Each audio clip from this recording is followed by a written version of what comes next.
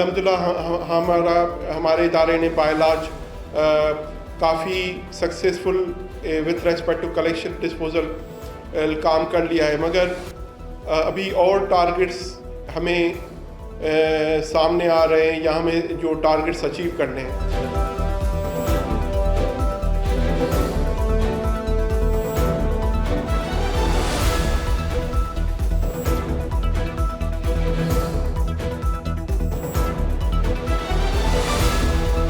मैं ये समझता हूँ कि हेड ऑफ़ द इंस्टीट्यूशंस अकेला वो कुछ नहीं कर सकता जब तक कि उसके साथ एक कैपेबल और एफिशिएंट टीम